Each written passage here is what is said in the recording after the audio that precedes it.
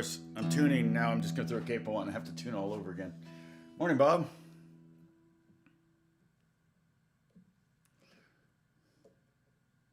Roger. Ed. Got enough for a quartet now.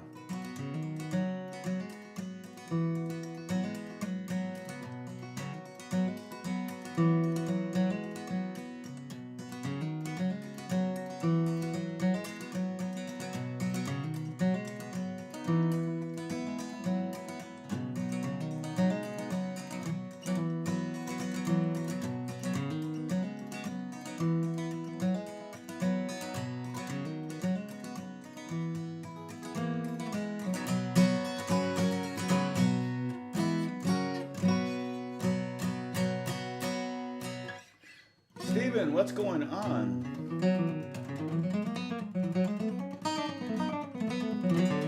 Daryl, morning. Daryl Ridgely. Are you new or have you been on before? Or are you just new to the chat? This is a little big. I'm going to move the, I'm going to make this, let's see if I move it over here. No, son. I'll make it a little smaller. It's in my way. We're going to be capoing at the 4th fret today.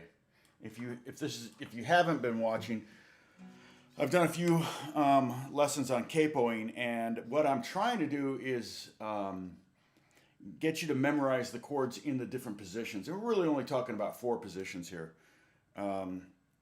The 4 positions that get you into playing most any key very simply, and if you go further up the neck, it's more for effect or to contrast with another thing, and that's a whole nother. In fact, somebody asked me, Alex and I, when we did our video on let's talk about capos. That's what it was called. And we start out by playing. We're playing at 2 different frets and capoed at 2 different frets and harmonizing with each other. And somebody asked me to do a video on that, so I thought I might do that at some point with Alex. We might. I need to do another video with him about capo aberrations, or what was it? What was I going to call it? Capo anomalies, and then, but I thought I'd do some. I got to figure out the best way to explain how to do it. But basically, all you're doing is transposing, and so if someone's gonna play in G on the in open position, then a really good harmony would be to go to the 5th fret and play D shapes. So if you know your 1, 4, 5, 4 in the key of D, then it'll work. One of the things I used to do when I was teaching clinics, I would usually have someone come up on stage or on wherever I was teaching on the podium, and they would play like "Lord, I Lift Your Name on High," which was a worship song in the 90s that was just basically 1, 4, 5, 4. And then I would capo in different positions and show them, if you capo at the 3rd fret, you can play E shapes. If you capo at the 5th fret, you can play D shapes. If you capo at the 7th fret, you can play C shapes. And if you capo at the 10th fret, you can play A shapes. And I may do that. That would be a really good way of kind of getting it started. Usually 1 position up isn't enough of a difference to really be very good. Because if you look at this chord, this G chord, we got this G note, we got this D, and we got this G. And if I capo here and play an E chord, I still have those same 3 notes. Very little has changed between this chord and this chord. But from this chord to this chord, it's a lot different. So if you're doing one guitar player is doing a picking pattern like that, and then the other one, it literally sounds like you're doing something like this. It like creates these automatic harmonies, which are really cool. And that way, if you come up with a more complex pattern, and you do it with this, it sounds really cool. So, but when we capoed, in open position, like I say here, my happy keys are G and D. The pleased keys are E and A. And what I mean is, I'm pleased that the songwriter thought of the guitar player. In fact, if the song's in E or A, it was probably written by a guitar player. And those are great keys, particularly on electric guitar. I'm okay with C, but then all the other keys, it's like, where's my capo? So if we were to go through all, and I don't want to say, well, I guess it would be 12 keys. If we go through all 12 keys, we could probably, easily between here and the fourth fret, we could capo away from any bad key. Now, we may have to go to we may have to go to A shapes or E shapes, but generally we've got G and D, this would be A flat and E flat, this would be A and E, this would be B flat and F, and we're going to do today B and the key of B and the key of F sharp. F sharp's pretty rare, but B's not that rare. Chris Tomlin really likes to write songs. He's got a very high voice, you know.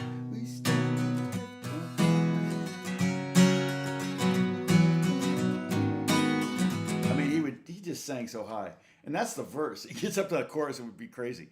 And this isn't necessarily lessons geared towards only worship leaders, but largely my acoustic live experience is largely from leading worship.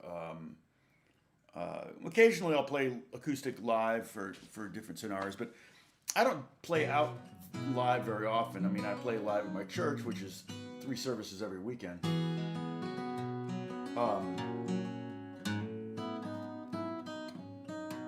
But my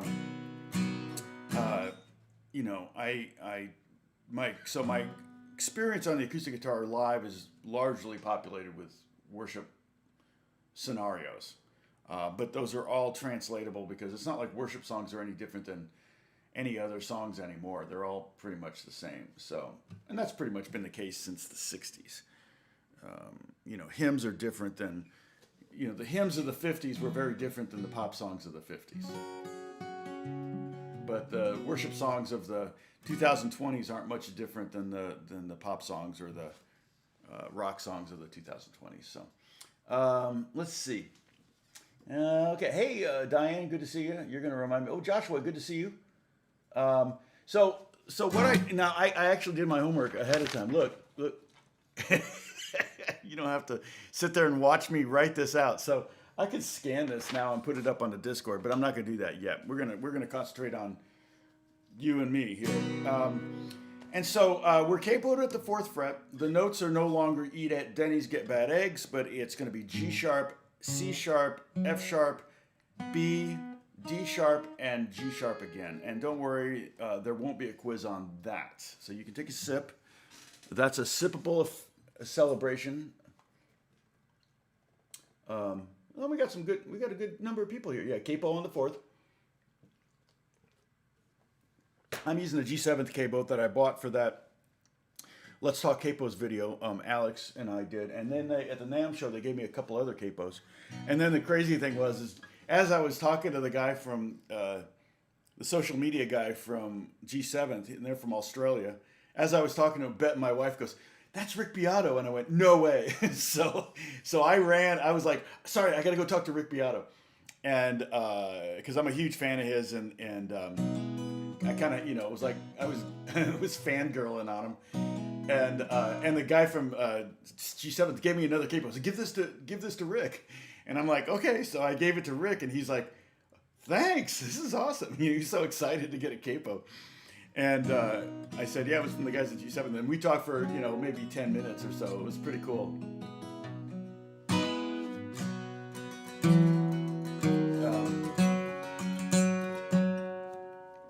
Needs to be a little tighter.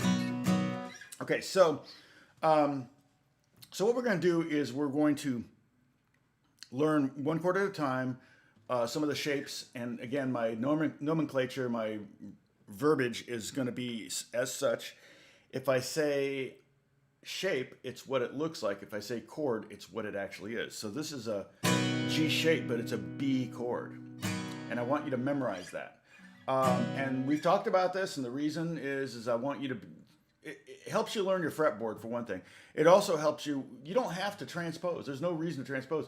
If the song is in B and you got B and E and F sharp, well, you should learn those here, and you're good. Now you don't have to sit down and write, okay, wait, if I capo at the 4th fret, that's G.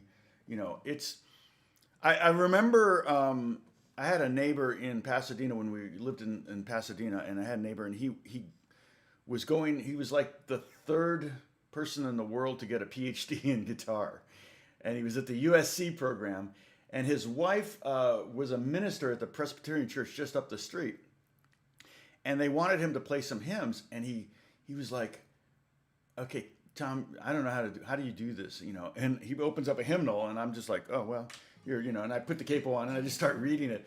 And he's like, here's a guy that's got like a PhD. Like, he should be like so much smarter than me on guitar. But it was like he'd never seen a guitar before. And I was just playing. And he's like, how do you do that? And I'm like trying to explain, well, you know, you just read the figured bass, and oh, here's the bass line. You just watch the bass line and the harmony, and you know the key, and blah, blah, blah. And it wasn't even a hymn I knew. If it was a hymn I knew, that would have been less impressive. But it was a hymn that, like, I don't know this hymn. I mean, these books are like this thick. Hey, Charlie B, he's there. Bruce, I got a moderator. That's awesome. Because you never know what Frank's going to say. So you may have to moderate Frank. And Bob Schumann, too. Of course, Gary, I can never trust Gary.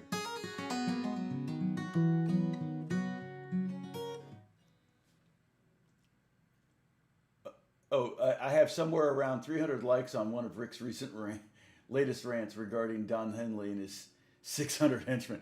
Oh, I'm going to have to check that out. You posted a comment. Oh, I see. Yeah, I get it. Yeah.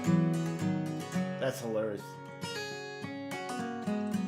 But, you know, the nice thing also about capoing up is that the guitar just gets so sweet. It sounds like mandolin-y, you know. It's like, I mean, there's a lot of great songs that are capoed up. I mean, isn't like at the 7th fret, and there's websites devoted to this, so you can look it up. Hotel Cal.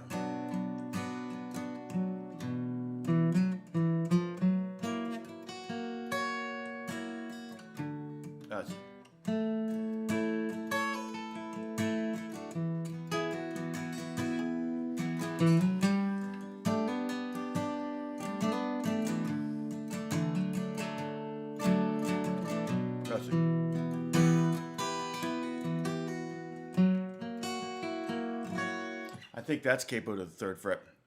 I mean, I'm sorry, 7th fret. Here Comes the Sun. Yep.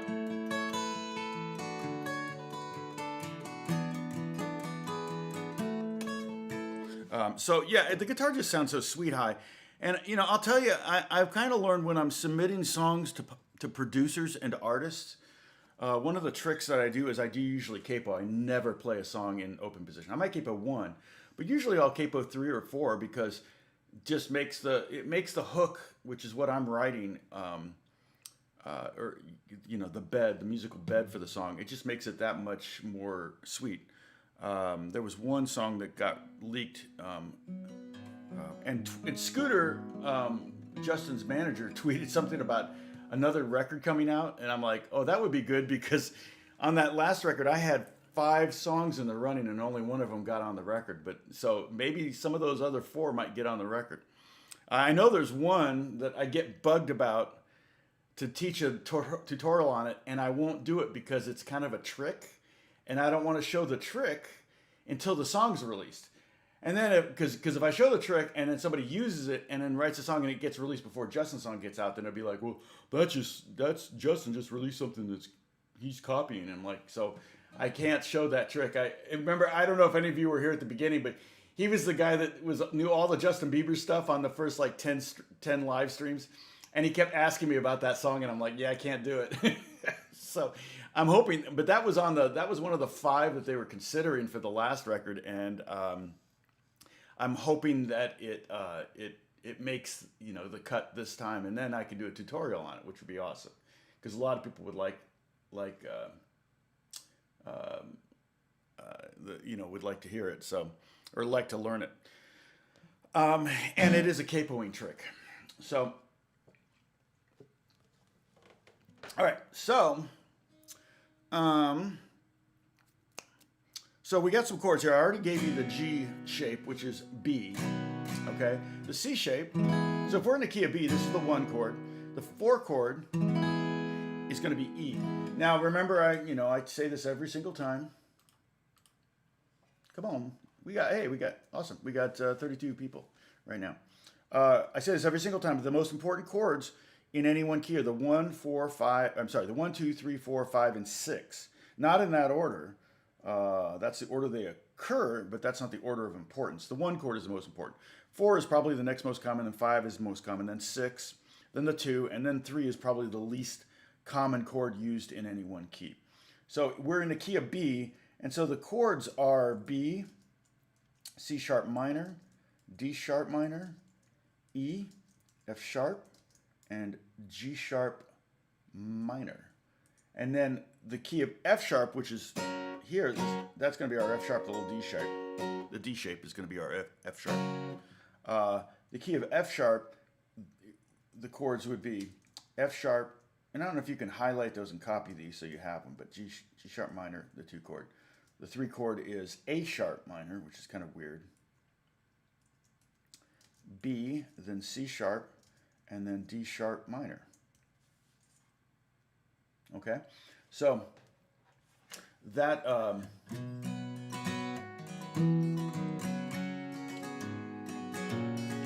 yeah, I need to get my view count back up. It's down in about the 8,000 per 48 hours, which is great, but I would love to keep it up in the 15 to 20,000 range. I need to do another video. I didn't release one yesterday, obviously. I've been so busy. In fact, yesterday was really cool. I did a takedown. I wish I could play it for you, but I'm afraid it. I mean, I'm hoping I got close enough that it would trigger the copyright thing. But I had to do it. I did a takedown. I had to program the drums and I had to play guitar and bass on it, and of All Along the Watchtower by Jimi Hendrix. And I only do like the first 60 seconds of it. So just the intro guitar solo, and then by the time the guitar solo comes in again in a minute, and it's for this cartoon show that I'll tell you, I can tell you, I think you can see trailers on YouTube. It's called The Freak Brothers, and it's based on that 60s comic book where they're always stoned. So it's the cartoon is basically about those guys being dropped into the 2020s, and it's like, pot boutiques are on the corner and everything, and they're like, wait, what? So it's pretty funny. Yeah, sharing is great. Facebook, if you're a member of forums, you can always share. There's worship forums. You can always share at least my page, if not specific videos. Yeah, it's all appreciated. Because anyway, I want to get on this, and I'll talk more about that in a second. So there's our B, and here's our E. Okay, play B. Good. Play E.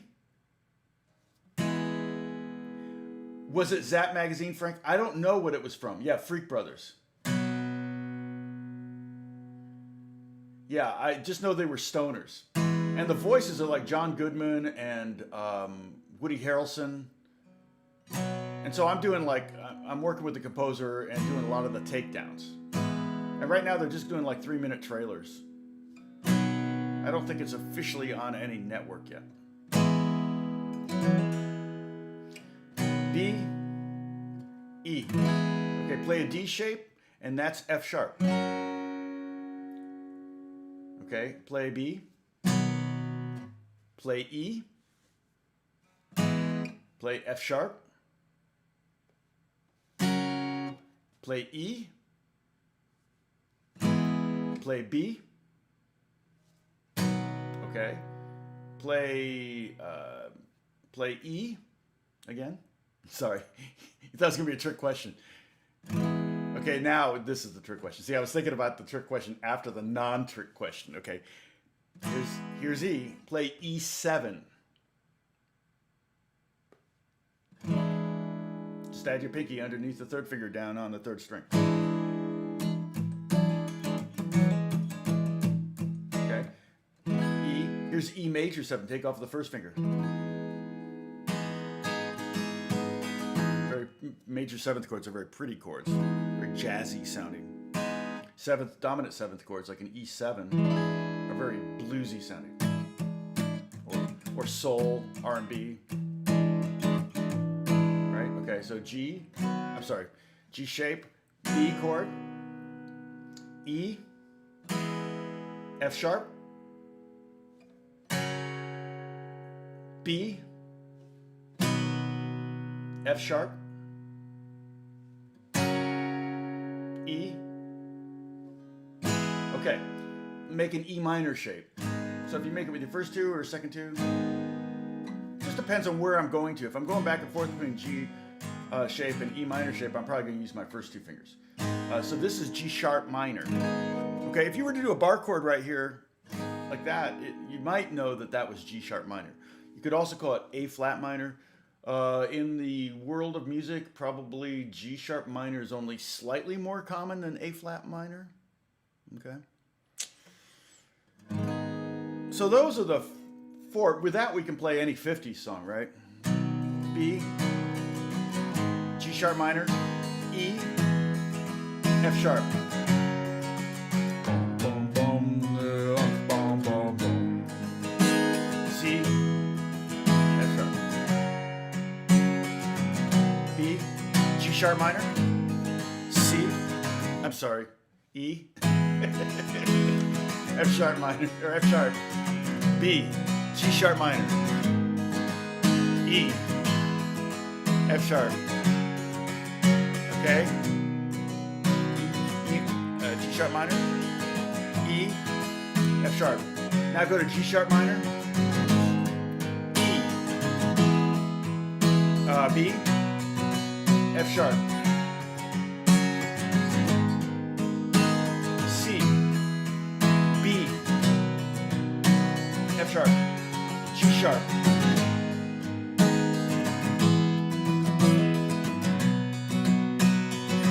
Thanks, Art. Now you're playing more of a modern pop song progression.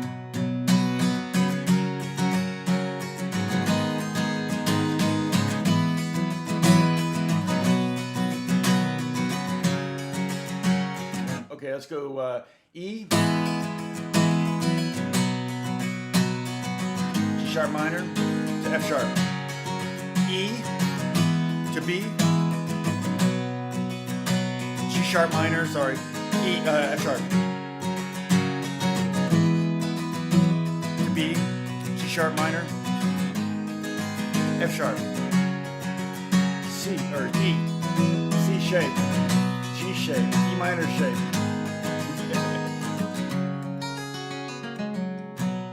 Okay. Wasn't a C, oops. Wasn't that a C? Oh, did I say a bad word?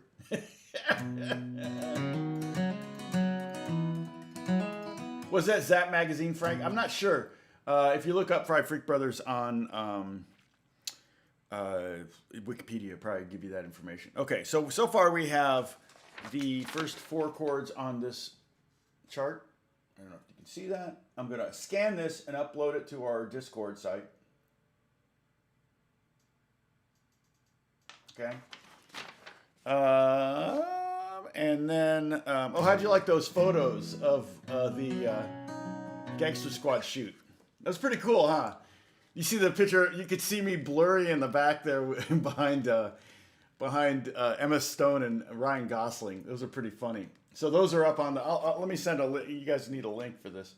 I don't think I have. Yeah.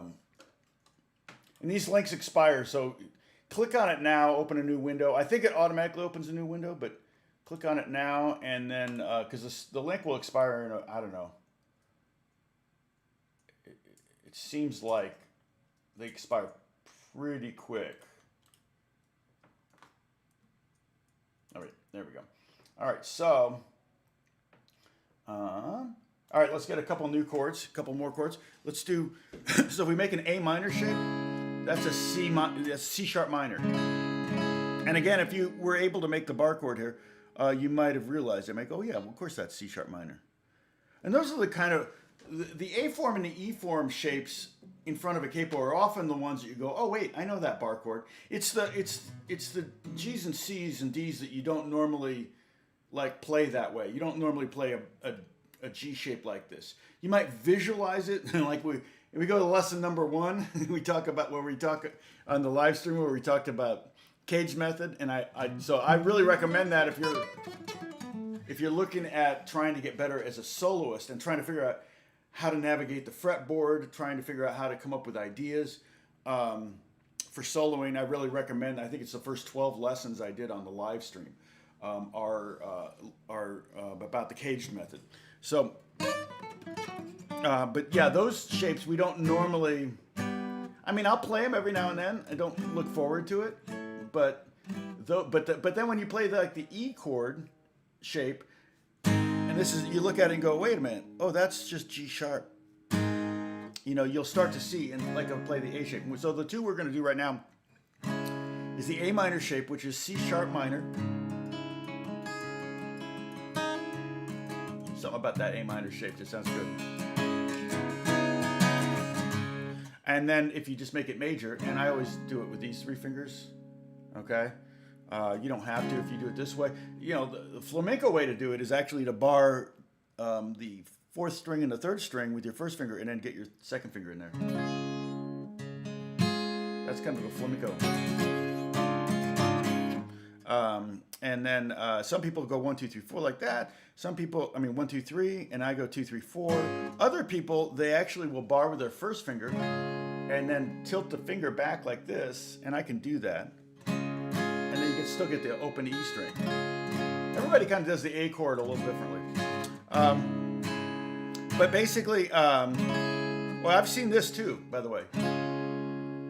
So second finger, 1st finger, 3rd finger, like that. 2, 1, 3, like the area code for Los Angeles. Okay, I got a question. I got a riddle. Roger, you may know the answer to this. Okay, so I got one of those transponders for my car for using the pay lanes, right?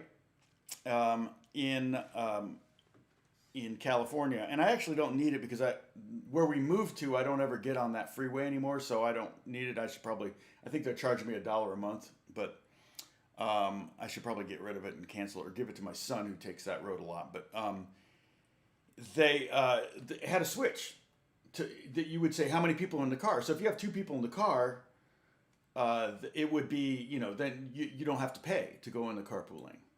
Okay, and then it said 2, and then 1 was the middle, and then 3. Now I know why they did the 3.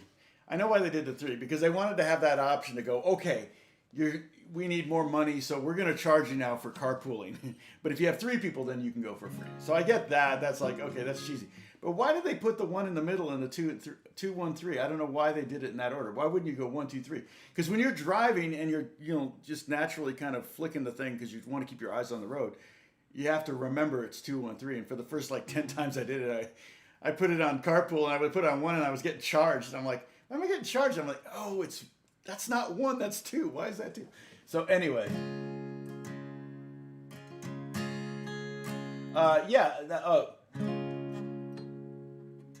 yeah, you could do that too. Yeah.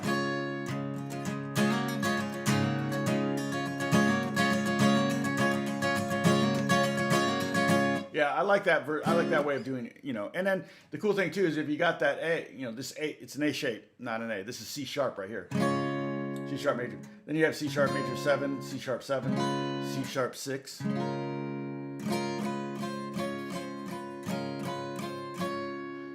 Okay, so this is C sharp and this is C sharp minor. All right, let's quiz. There'd be a quiz on this. Okay. All right, I'm going to keep it simple for a second here. Okay, play the B chord. Yep, that's the first one we learned. Okay, play the E chord. Uh-oh, buffer. Oh, it's good right now. Okay. Ooh, Chick-fil-A. I had Chick-fil-A yesterday. All right, play the F sharp chord. How many of the viewers are going, Tom, stop looking at the live chat? You're already like ADHD enough. Okay, Now E shape again. Okay, B shape again, or B chord again. Okay, G sharp minor. Awesome. Okay, let's play E again. E. That's the C shape. F sharp.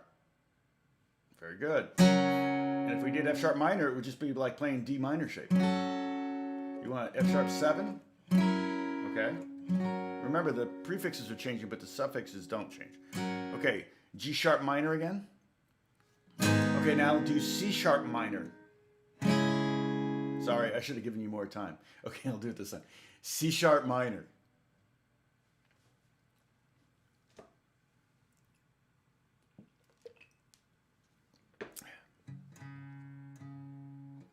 Okay, that was too much time. Okay, C sharp major.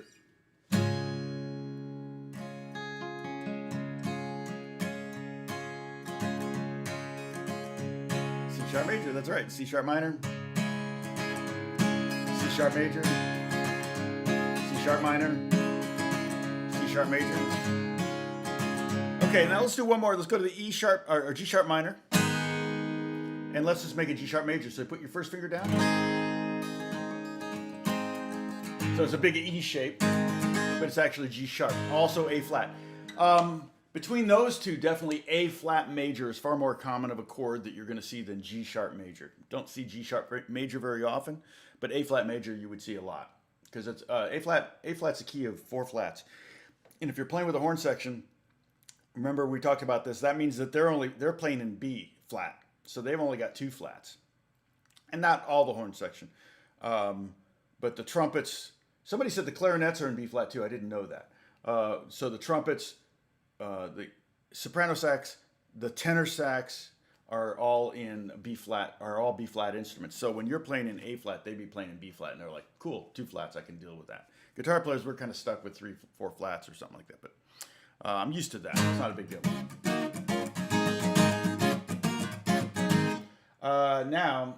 So let's just review. B, E, F sharp, G sharp minor, C sharp minor, and then the only chord we're missing in the key of B of those 6 that I told you is the 3 chord, which would be make a B minor shape. So go 2 frets up and make a bar chord. And again, it's like, oh, I can't do bar chords. A little easier with the capo on because the strings are lower and your frets are a little smaller. So you might, if you can't get B minor down here, you might be able to get the B minor shape, which is really D sharp minor right here. So let's play these chords in order and try to get this chord if you can, or you can just kind of put your fingers there. You don't have to push them down if you don't want to. Okay, so in the key of B, we have the 1 chord, which is B, the 2 chord, which is C sharp minor, C sharp minor. That's an old man thing. I swear to God. You get lazy with your S's. So I'm trying not to do that. Trying to keep my... And they say this with singing, you really try to keep the words at the front of your mouth, if that makes sense. When you're singing, your articulation is much... Your enunciation is much better if you keep the words at the front of your mouth. It's weird, but it works. Okay, the 3 chord is D sharp minor.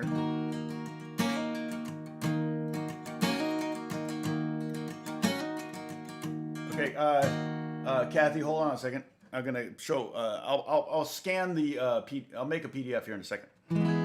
Okay, the 4 chord is E, which is your C shape.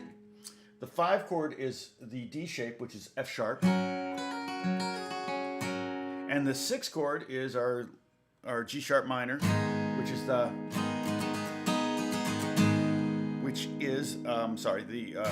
E minor shape. Okay. So that's the key of B. The key of F sharp, the 1 chord is here, F sharp, so we know that one. Okay. And then the 2 chord is G sharp minor. And our 3 chord is going to be another new chord that I need to write out, or I wrote out already. It's A sharp minor.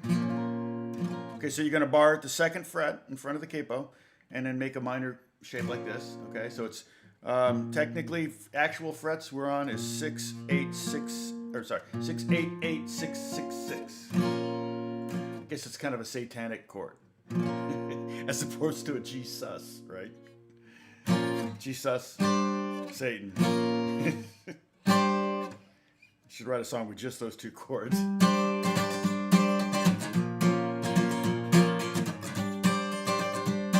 Okay. You can tell I'm a dad. Yeah, alto's E flat. And then baritone is also E flat. So the saxes kind of leapfrog each other. Soprano is B flat, alto is E flat, tenor is B flat, and baritone is E flat also, right? And that allows you to write parts that fit the horns better. But boy, it's back before software, it was a pain in the butt because I had to transpose. Whenever I was writing charts for horn sections, I had to transpose. Most horn players, if they play with rock bands, they just give it to them in whatever key the song's in. They'll do the transposition themselves. So most sax players don't have a problem with that if they're playing in bands. If they're playing only in big bands or orchestras, then yeah, they don't like to do that. They want the right key.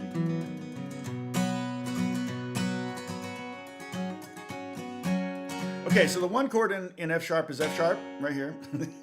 I'm just modeling my ADHD, and then I'm like totally distracted. I should probably just get rid of the live chat. But then it's like the questions. See, I haven't seen any questions. No stop signs. They have to put these giant stop signs in there so that I see hearts, but no stop signs. Okay, good. All right. So there's the 2 chord. The 3 chord in the key of F sharp is this A sharp minor. The 4 chord is our G shape, which is B. Okay. The 5 chord is the C sharp major shape, which is the A shape. And again, play it however you want. Yeah. Exactly.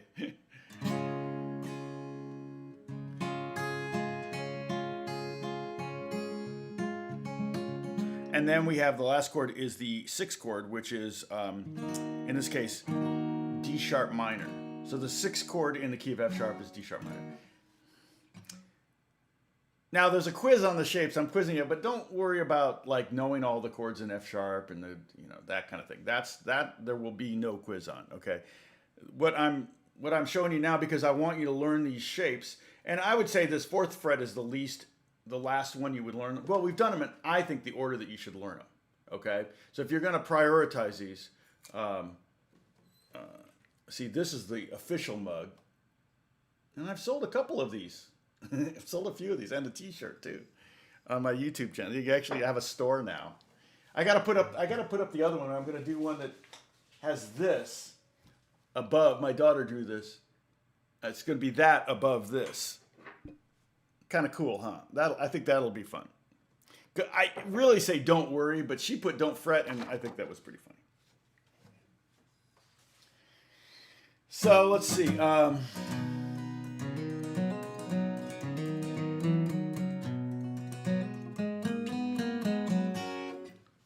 the way you do the shape would take me longer than this lesson.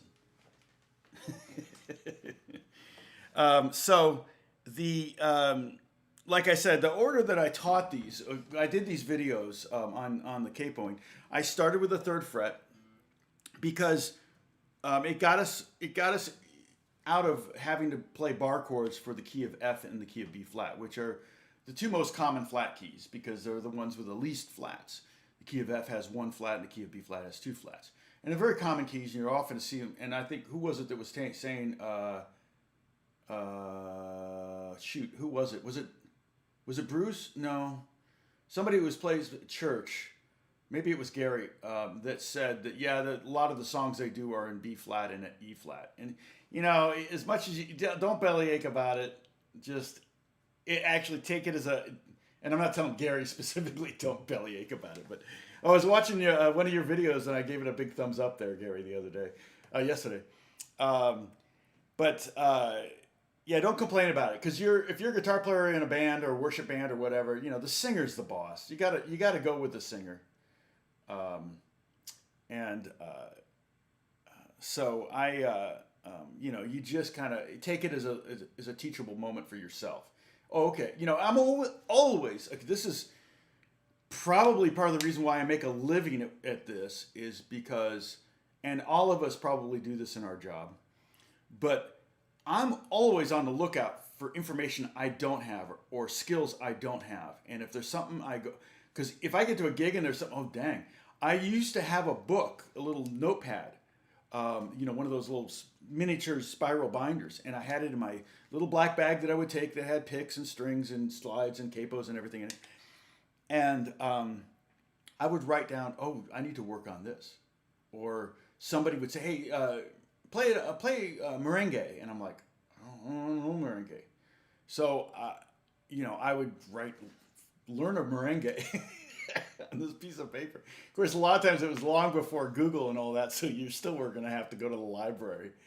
There's in Glendale, there was the Brand Library I would go to all the time. I mean, I practically lived at that library. And they had a huge record CD collection, so I was checking out albums all the time. And all sorts of books. I mean, just guitar books, like a wall of them. And so I would, be taking out classical guitar books and bluegrass books and banjo books and all that stuff. And I mean, it was great. So anytime I felt like there was something I didn't know, I would do it. So if you're being told, oh, we're going to do a song in E flat, and you're going, well, how do I play an E flat? I don't want to do bar chords. So then that's just a matter of like, okay, let's figure out the best capo. So that's why I did Capo 3, because that's really the first one I want you to learn. So if you're going to learn any of them, prioritize that one. And then the next one I would prioritize is also then the first fret. So then now you've migrated the 4 flat keys, the 4 most likely flat keys, into being the key of G and D, which is super easy. And here's the other byproduct. You have one guitar player that came in and they said, okay, we're going to do a song in A flat. And he was like,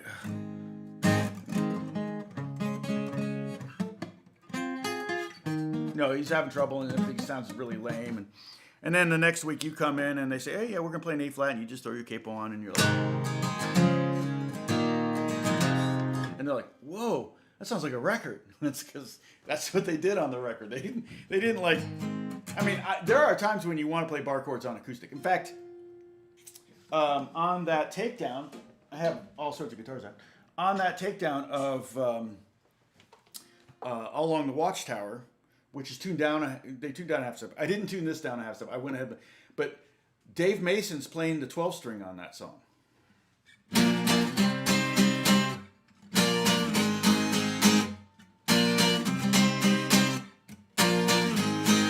Change guitars.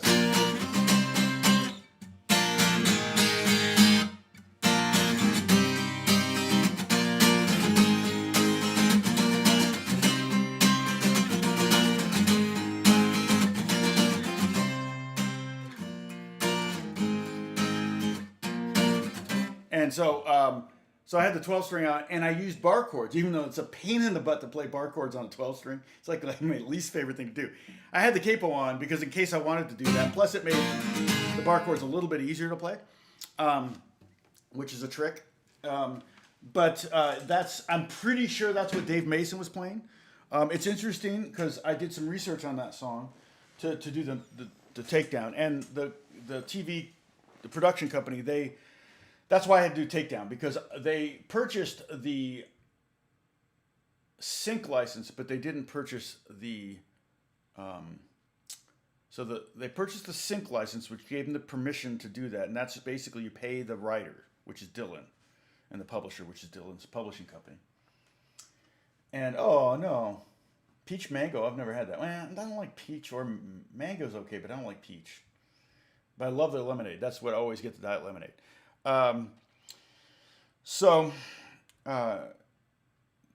It was, oh, dang it, what was I talking about? But on the record, it was Dave Mason playing 12-string guitar. I know, I was talking about the sync license. So the sync, they got the permission to do it, but then we had to re-record it. So I tried to get as close as I could. Obviously, it's like not, and the ball is in someone else's court now. I tracked everything I could as close as I could. I got tab for the bass part, and the bass part's super busy, and that's Jimi Hendrix playing the bass on that. Okay, it's Jimi Hendrix, and who was playing drums? I forgot who was playing drums. they, and then it was Brian Jones played the vibroslap, which is that that thing's called a vibroslap. He played that, and he also played tambourine, and he played piano, but they didn't end up using the piano part. So I do a little research, and then I can find out. Okay, here's the instrumentation. Initially I heard 12 string. I was pretty sure it was acoustic 12 string. So I was glad to get that confirmation, and it's cool that was Dave Mason on that. Isn't that cool? Yes, that's the G7th 12-string capo. I had to crank it down pretty tight though, because it's got those angled ridges on it, which are cool because the strings are different thicknesses, and so it puts different pressure on each string. But the G string was still buzzing, so I really had to crank it down. In fact, I'm going to take it off because, and I think you can. Yeah, you can loosen it while it's on, which is nice. But yeah, so this one actually has an adjustment nut on it, and then you just flip it down, and so you can have it custom for that guitar, especially 12 string. I mean, I don't know how many times I would have 12 string, but I'll hold this up really close and see if you can see those ridges. See those ridges? It's brilliant. So what that does is normally when you would put capo on 12 string, you'd have like this string would be, and this.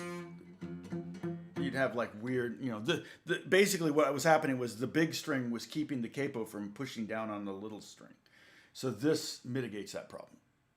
So it works pretty good. But I did have to, like I said, to get to the G, keep the G string down.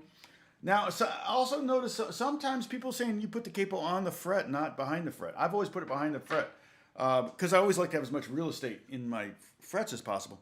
But I think that there may be some truth to that. I think originally when people were making capos, that was the plan, was to push the string down to the fret and not down to the nut. And that makes some sense because it lessens wear and tear on your strings and your frets. I've noticed that I wear out that first fret and third fret a lot because I'm always capoing at those two frets. This thing's been restrung a couple times because of that. So. This capo's not tight enough. And this is one you just squeeze to get tight. And I think they came out with the one that you crank now because I think it's a little bit, this you can only get it so tight, and then it just seems like sometimes it's a little buzzy. I mean, I think they still offer this one. And I like the premise of this one. It's not bad. But yeah, so the order I would learn is third fret, and then learn all the chords, the shapes, the actual chord names of all the common shapes that you use in all your open chords. You can think, learn all the caged chord shapes. That's E flat, caged A shape. That's C. G shape would be B flat. The E shape would be G, and the D shape would be F. Learn those, and that gets you a good start. And then I would go to the first fret, memorize this one. And then I would go to the second fret, and then maybe to the fourth fret. Fifth fret's not bad. Like I said, that's a fun one where you can use D shapes to play in the key of G. So if you want a more intimate, Vito's back.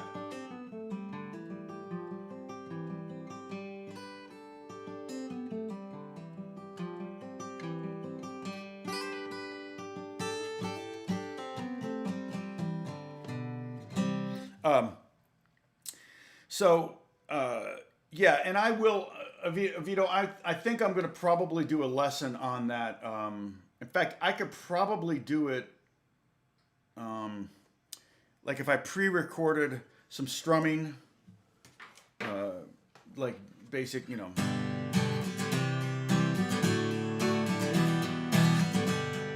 like that. Pre-recorded that for like 4 bars or whatever with a click, 1, 2, 3, 4, and then I could do the different positions and teach those. That would be kind of cool, and I could actually create a little diagram that you could print up and have. So if you wanted to transpose out of the key of G, I may do that. Bridget chimes in.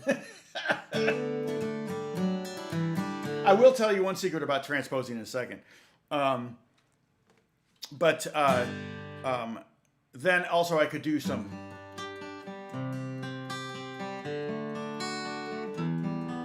Because what I really think when you harmonize with the capo with another guitar player, It really, really pays off when you do arpeggios.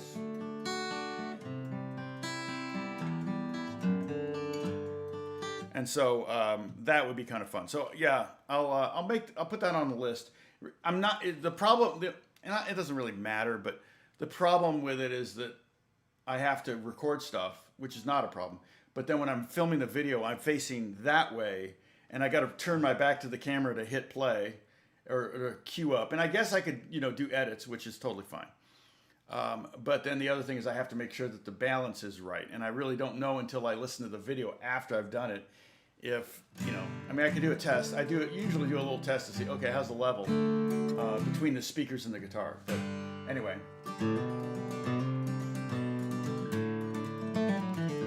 Well, I'll tell you the secret about changing keys too. That's super easy. Odd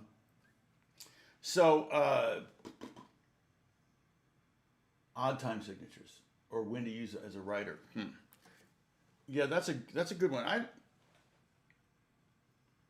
One of my favorite 5/4 songs is "If These Walls Could Speak" by Amy Grant. It was written by one of my favorite songwriters, Jimmy Webb. It's one of his best songs in my opinion. It's a great song. It's beautiful, and you listen to it, you have no idea it's in 5/4, no clue. Yeah, I could talk about odd meters at some point too. I could totally do that in this venue, where I'm just kind of stream of consciousness. Okay, Avito, Bridget, the transposing thing. This is one little trick, and it's really doesn't help you transpose necessarily, but it saves you time. If you've got a chart that say is in B, and it's B, E, F sharp, G sharp minor, maybe a C sharp minor in there, something like that, and you want to capo the 4th fret, and you just don't know those shapes yet, but you want to use G shapes. What you do is, once you've done the transposition, okay, I'm not telling you how to do the transposition, I'm saying, okay, you've already done the transposition. What you do is you go to the B, and you write G next to it, right? Now go through that whole sheet of music, whether it's 2 pages or whatever, and next to every B, write G. Save yourself time. You don't need to transpose the song this way. Just go through, change all the B's to G's, and then change all the E's to C's, and then change all the D's to the F sharps to D, and so on and so forth. That's one little trick I used to do it the slow way, and I go, okay, and then I had to transpose every chord, and it's like, no, you only have to transpose 4 chords. Once you've transposed those 4 chords, the 1, the 6, the 4, and the 5, now just go through the chart and write all the ones in there. The other thing is the number system, you could always take things down in number system, and then you can play in any, if you know all the chords in every key in number system, then that allows you to, that's what they do in Nashville. They don't write chord names, they just write 1, 2, 3, 4, 5, and 6. And then they shout out the key before downbeat, like, key of G, 3, 4, and you're just like, boom, 1. Key of B, 4, boom, and you have to put a key capo on or whatever. And that's one thing. For transposing, I'm not a big fan of changing keys in the middle of a song. Okay, so let's see, changing keys smoothly after that, or transition between keys. Now, so the magic chord to transition to any key is just to go to the 5 chord of the next key. So if we're in the key of G,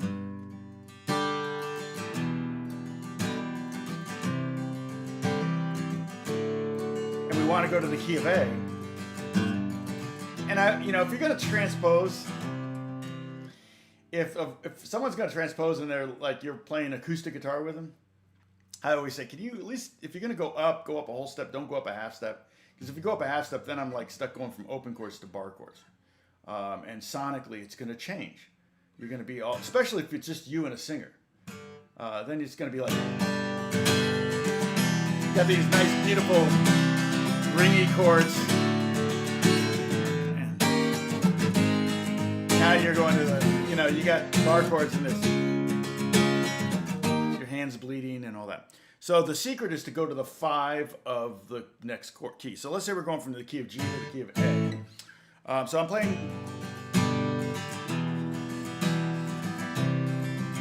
in 6/8 because you said so. just, now I could have gone right from the C to the E, but instead I broke that D bar in half. So you go to the 5 of the next key, and that will, and I'm touching my face, so that's a punitive sip.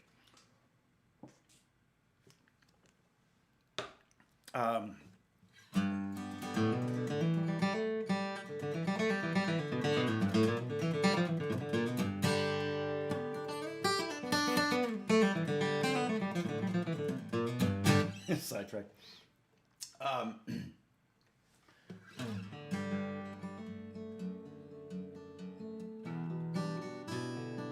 Oh, so yeah, I got the G Dad bouzouki too.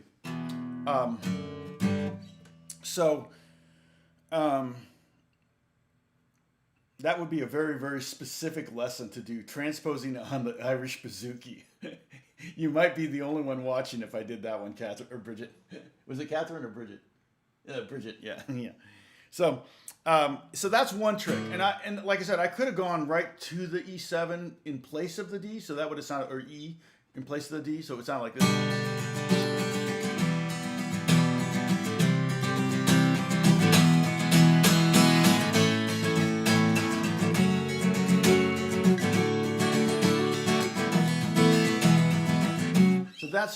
That's a real common trick, and like I said, it's easier to transpose up a whole step than a half step. Although I did show you my capo trick, right? So let's say we're in the key of A and we want to go to the key of B flat. All right. So I'm going to capo here, and so I'm going to play G shapes. I'm going to play A.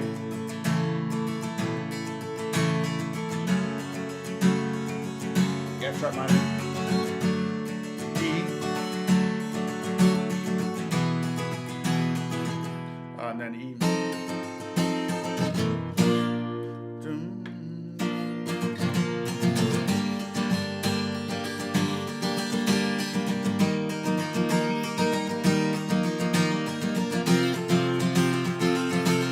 So basically what I did was I hit that, when I got to that one chord,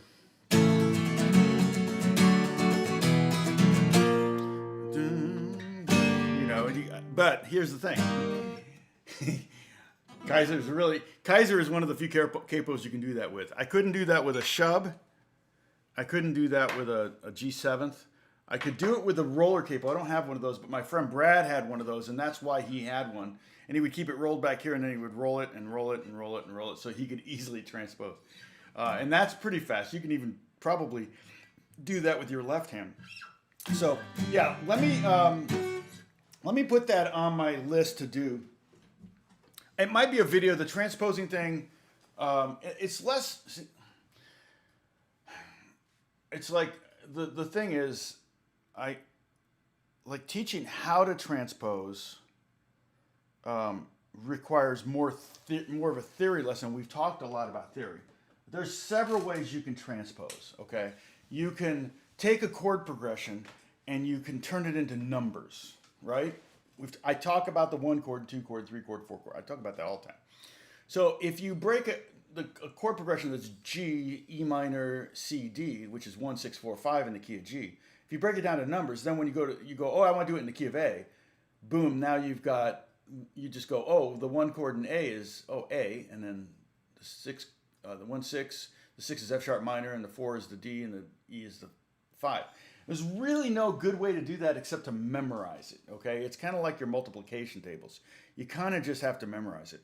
But it's also a need to know. You're probably not going to need to know the 1, 6, 1, 6, 4, 5 in the key of C sharp or D flat, or even A flat, or even B or F sharp. You learn the ones you need to know. Those are the ones you want to memorize. Okay, so that's one way to transpose. The other way to transpose is to, if the song is in B or G and they want to do it in B, then it's a matter of going, okay, what's the difference between G to B? Well, that's a major third. Okay, so that means you have to count up 2 whole steps, which is what makes up a major third, to change every chord. So if it goes from G to E minor, you're going G up a major third is B, E minor up a major third is F sharp minor, and then you have the C chord and you go up a major third. And that's the other way to transpose.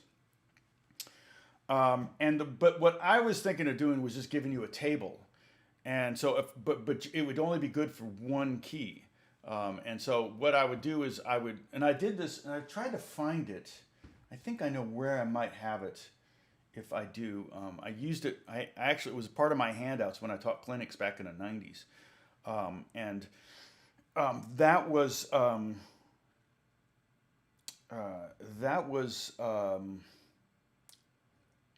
a table where I showed, here are the chords. So we're in G. If I capo at the first fret, we're now we're gonna use E shapes. I'm sorry, if I capo at the third fret, we're now gonna use E shapes to play in the key of G. By E shapes, I mean the shapes that you normally would use in the key of E.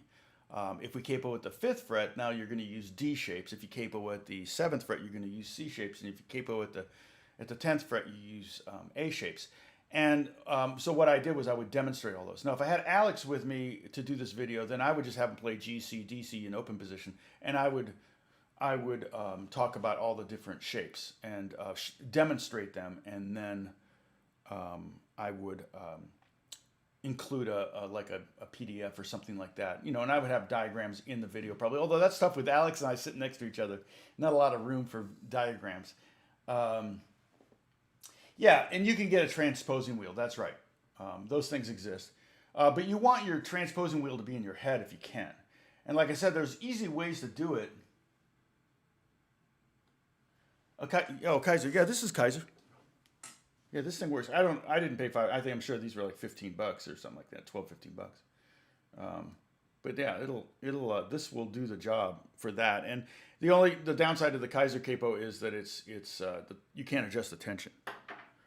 But I do like the fact that you can clip it on your headstock. That comes in handy, so it's right there.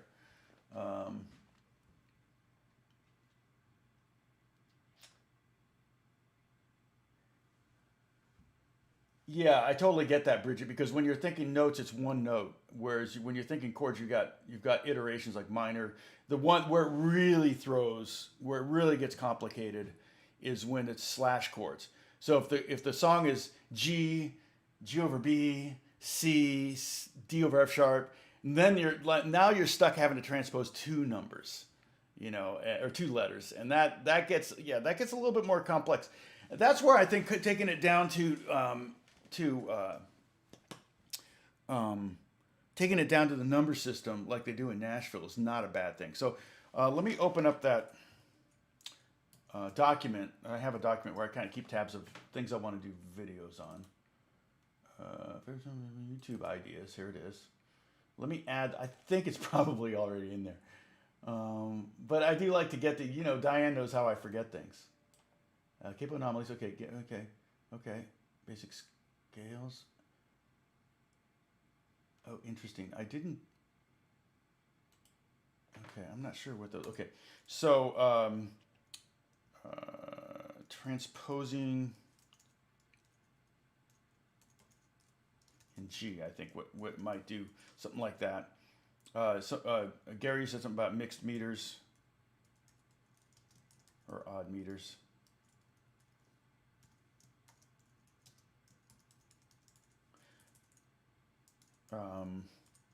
There was another one there that had another idea I had somewhere in here. I can't remember what it was, but definitely. Nashville numbering system.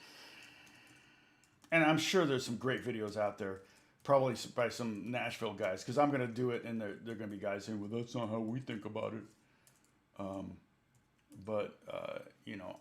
know how to do it. It just doesn't come up very often in LA in session work. I've been so busy, as you know. I've been so slammed with work, which I'm not complaining, but this is just one. Yeah, this is just one session. Of I don't know, this 40 pages, and some of the stuff's pretty easy, right? Now I'm not having to transpose any of this. Let's see, what is this?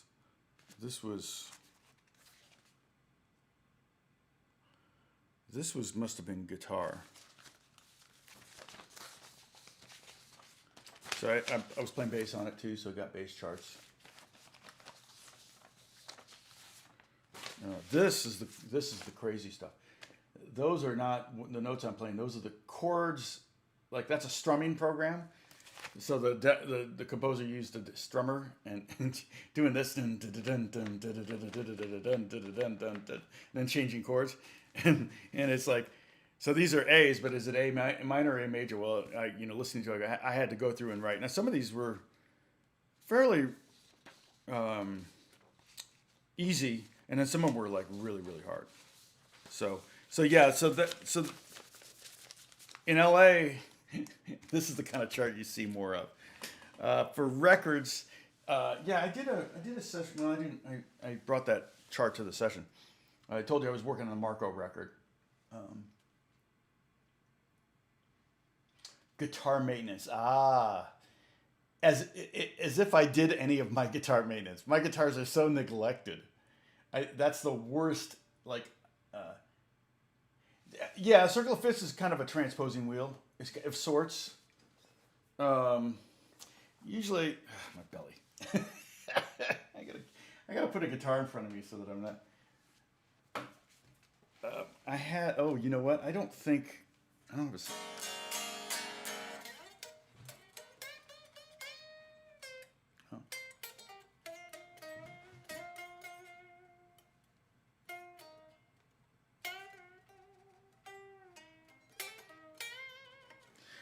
This is tuned down a half step. And I knew that. SIP, because I changed guitars. It's not plugged in, though. And I'm afraid to open up an amp, because if I open up an amp, it might turn off my mic. Let me see. Do I have Logic open? See, Logic's not open. Let me see if I've got that. And this is not mixed.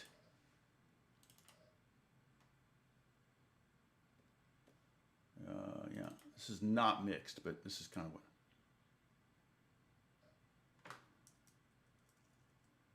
Weird. Oh, because I'm here. Okay. You kind of get a sense of what I did. I hope I don't get a takedown for this. If I got a takedown, it means I did it right, but.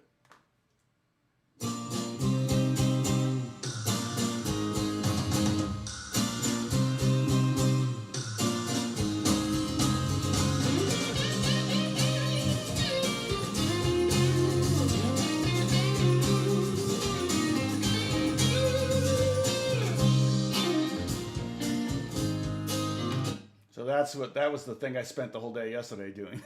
That's not all of it.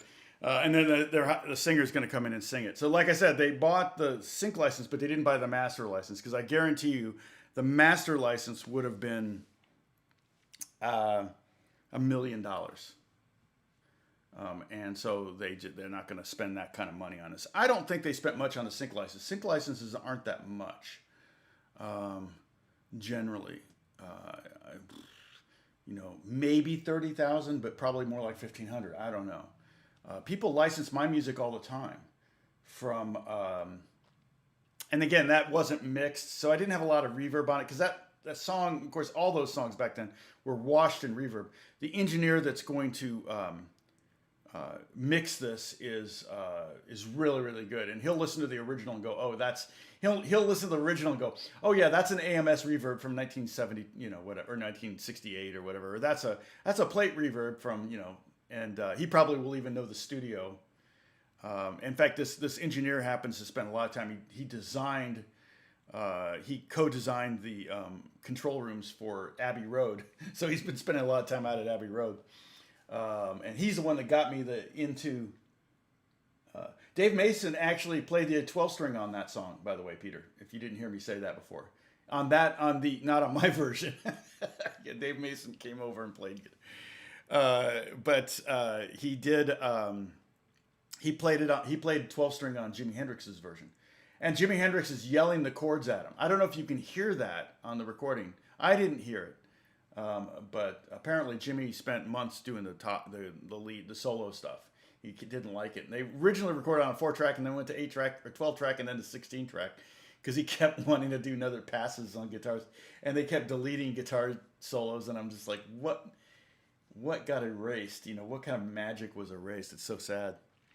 I'm touching my face so we can all take a sip. Part of our drinking game. Let me.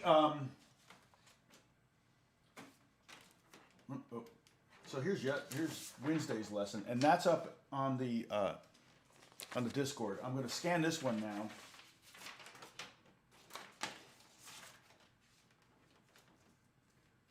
I'm going to scan this one and put it up on the Discord, okay? And then Monday, what shall we talk about? I mean, I got to keep things on a fairly low denominator because I don't want to get over people's heads and be have people be too bored. Although you watch me do office work right now, it's pretty exciting, right? An episode of CSI. Google, did Bob kill Dan? Oh, Bob killed Dan. Okay. Case solved. All right. So this is Capo 4. So I'm going to put this in my folder and then upload to the Discord. And I'll put another link to the Discord. Exit. Exit, exit, exit. Yes. Capo 4. Go into the right folder. Save. Okay, now close. Quit this software. All right.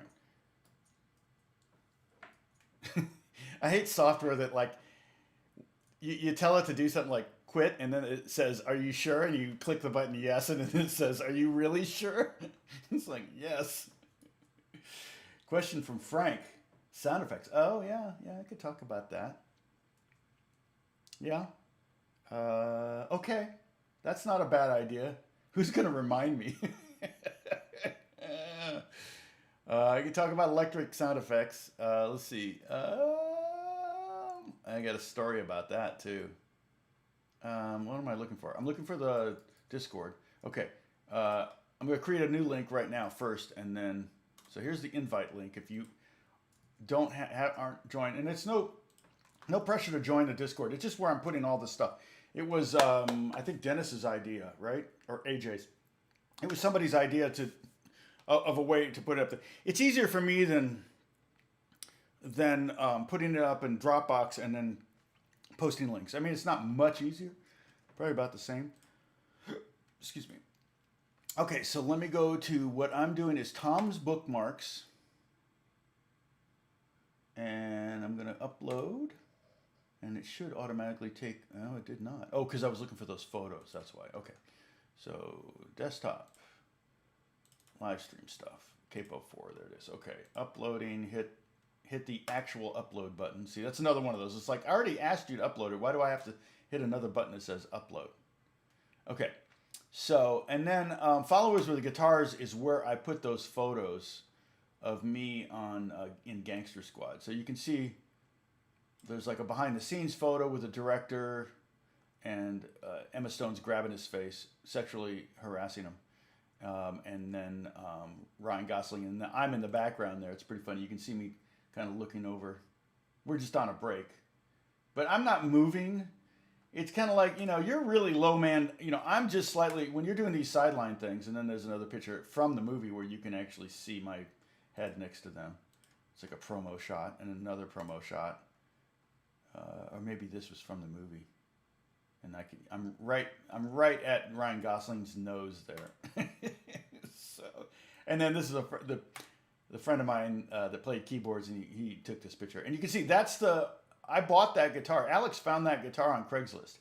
I think I paid $500 for that guitar, and I've used it. In fact, I want to get it out because it actually has a really dope vibe. I need to do some pop writing with it. I never use it. So I need to keep that one out.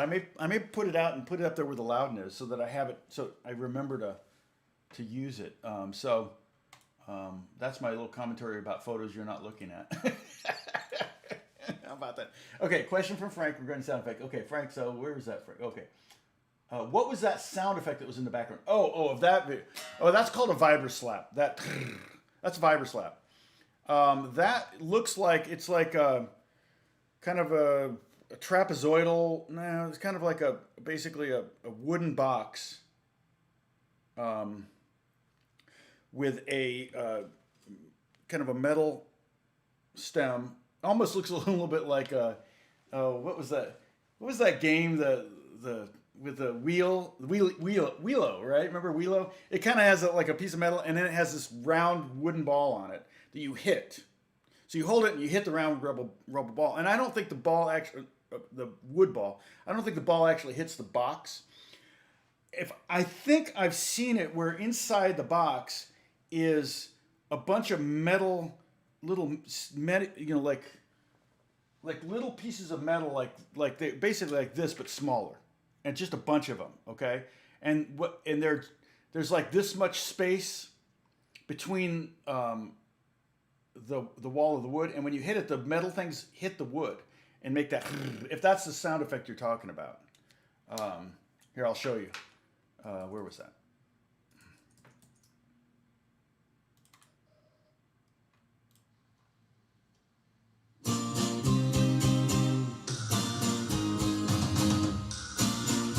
You're talking about that. That's a vibra slap, which is funny because I didn't know they existed back in the 60s.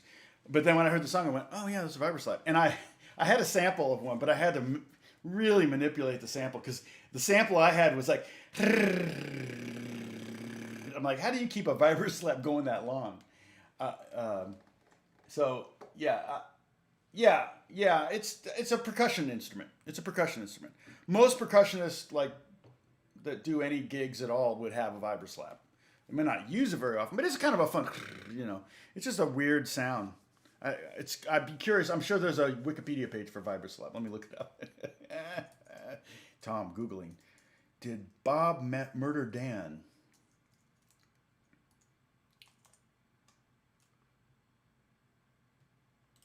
I think it's vibra slap.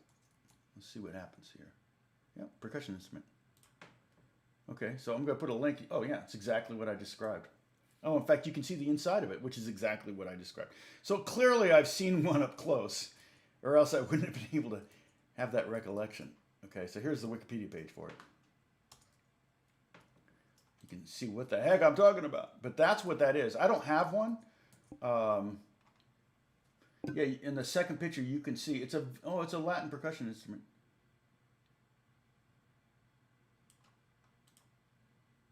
Yeah, it's crazy. It's a cool sound. It's like, who the heck invention? Vibra slap was the first manufacturing company, LP. Yeah, okay, 67. So invented by Martin Cohen. Cohen was told by percussionist Bobby Rosengarten, if you want to make some money, make a jawbone that doesn't break. About the inventing process, Cohen remembers, I never had seen a jawbone before, but I'd heard one on a Cal Tjader album, and I found out that it was an animal skull that you would strike, and the sound would come from the teeth rattling in the loose sockets. So I took that concept and invented the vibra slap, which was my first patent. Oh, that's really cool. So no animals were harmed in the making of this vibra slap.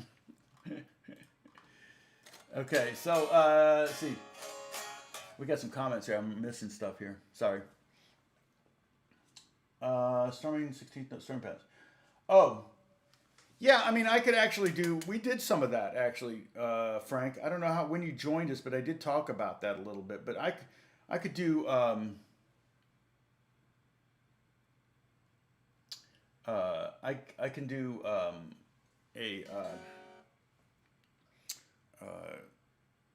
electric kind of funk. Because a lot of you play electric or have electric as well. I know Bonnie does. Bonnie has more guitars than I do. So, let's see. She probably ordered 3 more while we were just live streaming. Let's see. Story time, Diane. Oh, okay. Vito, I'm glad you're back, Vito. Good to see you again. Vito is a survivor. Oh, no. I'm sorry, not a Vito. That was, DK.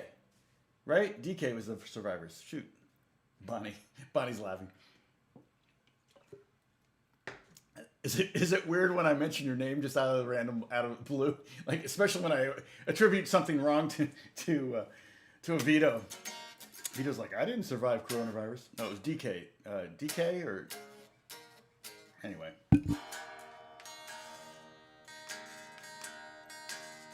Okay, so Diana, what was that story? It was it had to do with uh,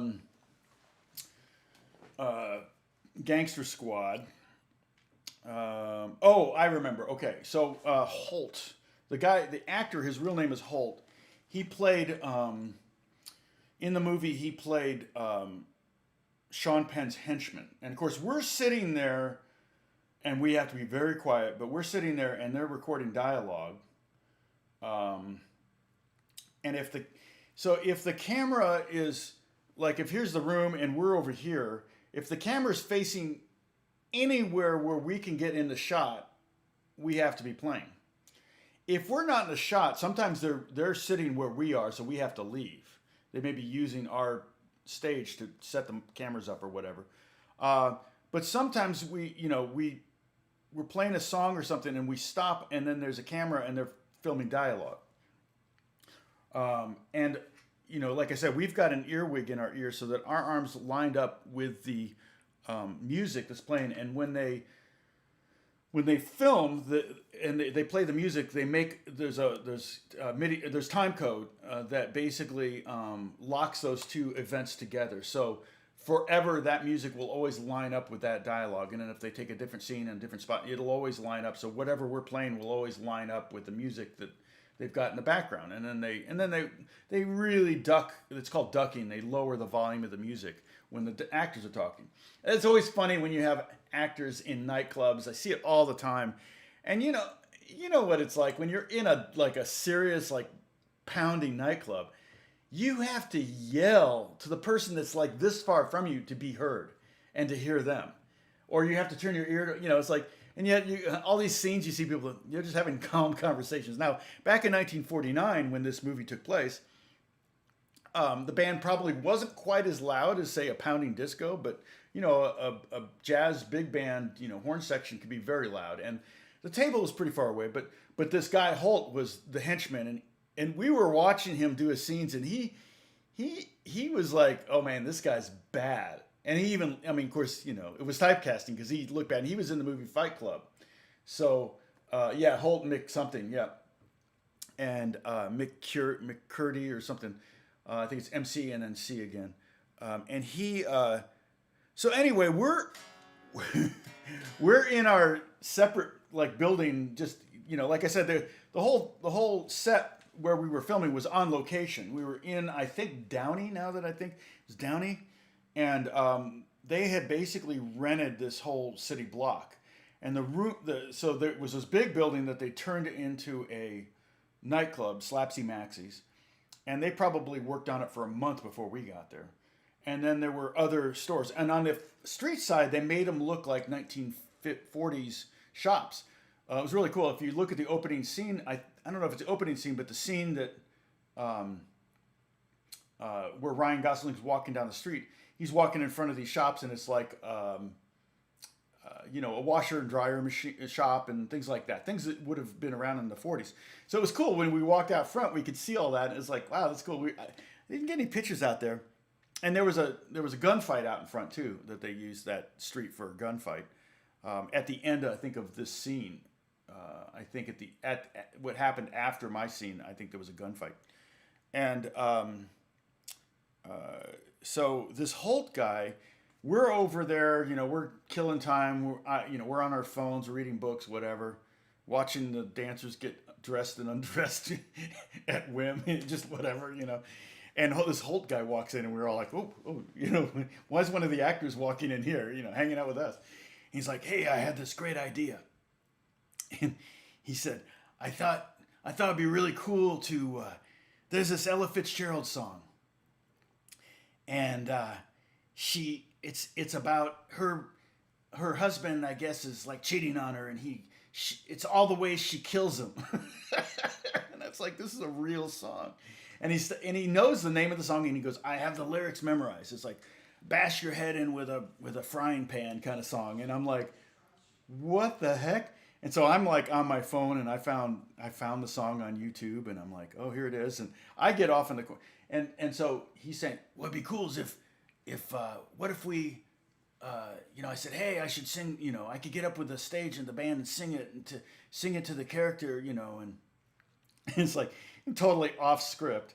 And Holt was thinking, probably, it would really make the scene a lot creepier if he sang this like really violent song to I guess the person that Sean Penn's character was Mickey Cohen, that Mickey Cohen wanted injured or something. So that was the he comes in there, but the contractor Peter Rotter, who was the guy that's the boss, who's paying all of us. And keep in mind, we're getting this low rate, which is actually not a bad rate when they start adding all the things, but it's a sideline rate. It's the lowest rate you have in union. If we were to play music live, okay, a whole nother rate for a feature film, and we're all thinking, oh, heck yeah.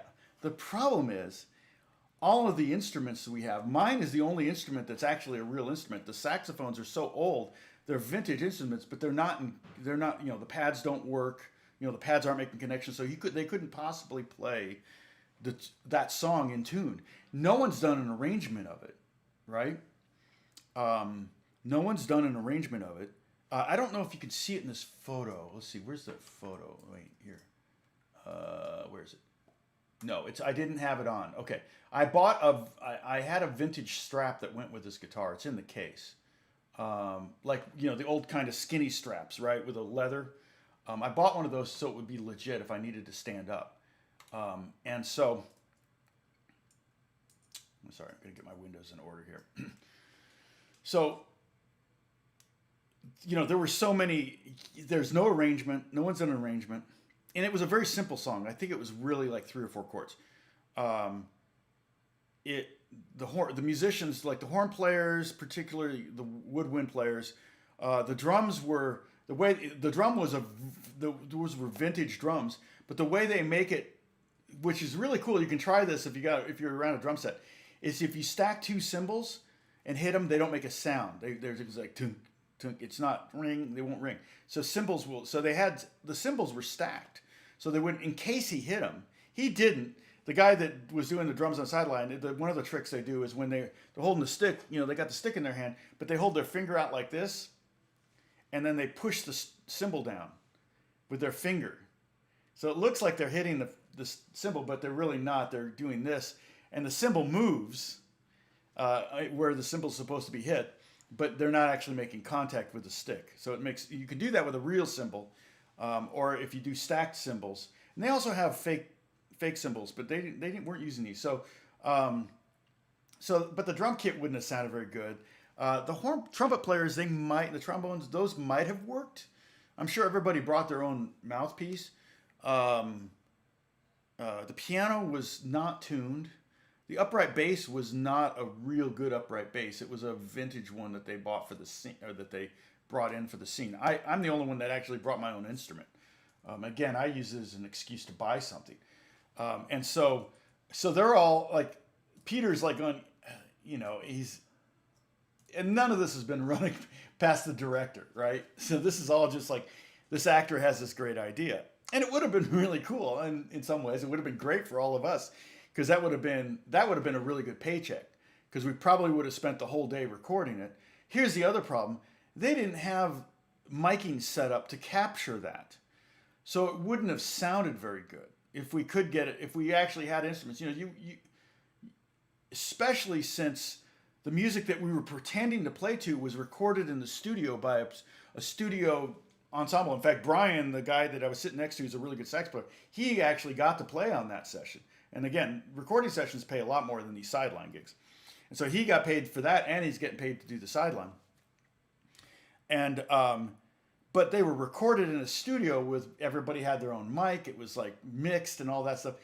And so the continuity problem of going from us pretending to play to tracks that sound really good to suddenly actually playing and having it sound awful would never have worked. They could have spent a day on it, which, remember when I said, hey, we should all hide and surprise Ryan Gosling when he drops in, and the director said, yeah, that probably costs like $60,000 just for like 5-minute joke. Imagine that times 8 hours. And so it wasn't going to happen. And however, I'm always thinking like, okay, however, what if we did this? And so I'm over in the corner. I've got the YouTube up, and I've learned this song on the guitar. Memorized it totally. Got it memorized. Totally have it. Yeah, but they wouldn't spend $1 million for a blooper bit. It just wasn't gonna happen. But I could have been brought over to the table, Sean Penn's table, and played the song for Holt to sing. And so I said, I told Peter, I said, option. Here's an option. I already have it down. Guitar players are mobile. I could have come over and strummed that, and gone over and played that. And so they did present it in that form to the director, and he didn't want to do it. They had so many things they had to do. They've got these shooting skills they got to stick to, and that would have. We might have been able to do it in one take or two takes, which even then with the setup, and I would have had to get more makeup, and they would have had to, everything, the lighting would all have changed and all that stuff. Even if they'd done that, it probably still would have added 2 hours to the day. So it kind of weird. So that was a one thing that happened. Another thing that happened was, I have vivid memories of this, because when you're, doing these kind of things, they just, most of the people, I don't know that the other guys in the band have stories about that. They talk about this at all, but, I've always tried to find stories and things. But another thing that happened was, they had one of those gourmet hot dog trucks on the lot. So at any moment, anytime you got in the mood, they had this huge menu, and it was all free. You just go up and say, okay, I want the number 3. And it was like a $12 gourmet hot dog, with the best everything on it. And so I go there, and I'm standing in line next to this guy that I've seen in the room a lot. And he had kind of a white goatee, white hair. He had kind of a trophy wife hanging out with him. And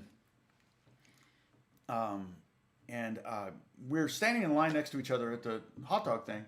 And I start talking to him, and I said, oh, hey, I'm Tom, by the way. I'm just playing guitar. What do you do? And he goes, oh, I'm one of the producers. Well, they're like the boss, right? They're like the big guys. They're the money guys, or they're the organizational guys, or they're the liaison between the studio and the director. So usually there's, that's why nowadays you have to sit through like 8 production, logos before every movie now. but producers are the ones that make it all happen. So he was one of the big mucky mucks. So and I kind of sensed that, but I just said, can I tell you something? He goes, what's that? And I said, the cool thing about these shoots is I look around, and there's so many people, hundreds of people working on this. And I look at every one of them, and I go, every one of them, you're paying, because of you paying them, they're all paying their mortgages with the money they're making, doing this. And he goes, yeah, that's, and I just said, thank you. And he said, you're like the first person to say that. And he said, you have no idea how hard I had to fight the studio to keep this production in LA. This movie that's supposed to be completely about Los Angeles, they wanted me to film it in Canada. It was like, he was like, and I said, well, thank you for fighting the good fight, because it was pretty cool. Because if they do it in Canada, they can go non-union, and so the wages that they paid everybody could be a lot less. I actually got asked to fly to Canada to do a coaching thing, and then my rate for that is like $150 an hour, and I told them they'd had to pay me for 8 hours a day if I was going to go up there. If I worked less than 8 hours, I'd have to at least make 8 hours a day. So that's $1,200. I mean, they weren't going to pay it. $1,200 a day for a guitar teacher, they weren't going to pay it. Plus, they'd have to fly me up in a hotel, all that stuff. I don't remember what movie it was, but I just didn't want to, because I don't want to leave town, because not that I make average $1,200 a day, but it's just big pain in the butt to leave town. But I did coach a girl recently, several lessons for an Amblin film, which is Steven Spielberg's studio. And she did great. I haven't seen the movie, though. I think it was A Dog's Journey. It was a sequel to the Dog something. The Dog's Journey, anyway. And she was one of the dog's owners at one point. And she was a singer-songwriter. And they filmed in Winnipeg, I think. so they could go non-union. I I did but I just billed for the hours that I worked, And she came to my house, and she was super nice. An actress. She was from London or England. In fact, I was just texting her the other day, see how she is, and she's in Atlanta right now, kind of stuck with the COVID thing. She's stuck in Atlanta, which tells me she was probably working on another like pseudo non-union project. So.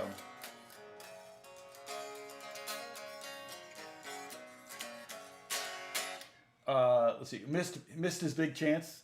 Oh, the Holt did, Bruce. Yeah, Holt. I think Holt does pretty good. I mean, I'm not sure what his credits are since then. I mean, this movie I want to say kind of flopped because.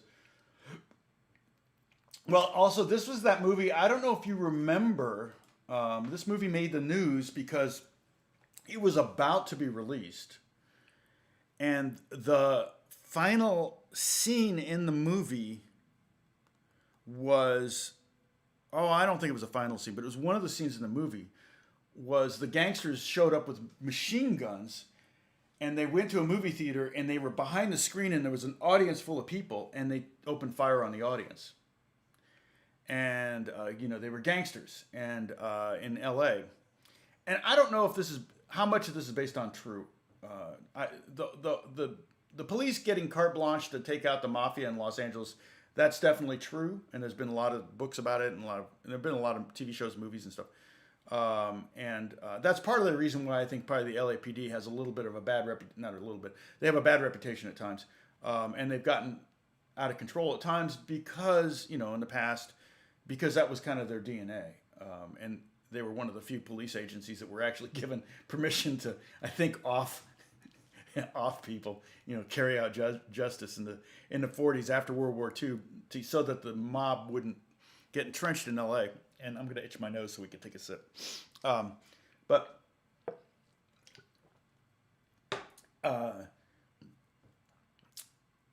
the problem is that right before the movie was to be released, there was the Aurora, Colorado shooting where the guy opened fire at the Batman movie. And so they were like, oh. So they actually had to cut that scene out and then go back and film another scene. So the scene they replaced it with was a shootout in Chinatown, which I think they actually did film in Chinatown. Like I said, they really worked, the producer, after I talked to him, I realized, they really worked hard to keep this in LA. But, Chinatown, I've been there many times. In fact, Ray's Flaming is in Chinatown. And I went there one time with Alex, and we waited over an hour and a half. An hour and a half to get spicy chicken sandwiches. I'm like, really? I mean, was it worth it? People said. I said, no. I don't care how good the food is. I'm not going to wait an hour and a half in a hot line full of people that's just no fun. I don't think they do delivery. That would be the way to go, though. But still, you might probably have to wait an hour and a half to get it. So anyway, that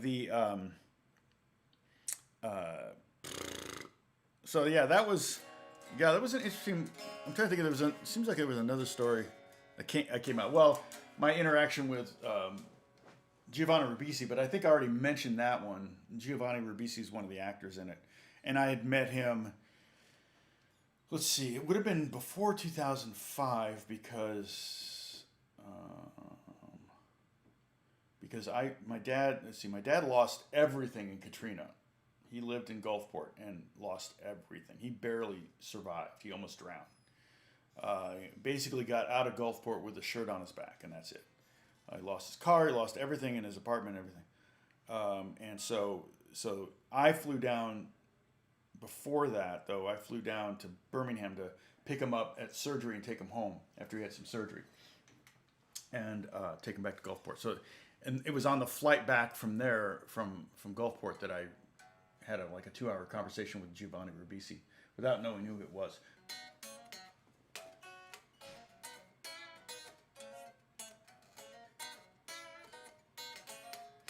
Yeah, Catherine,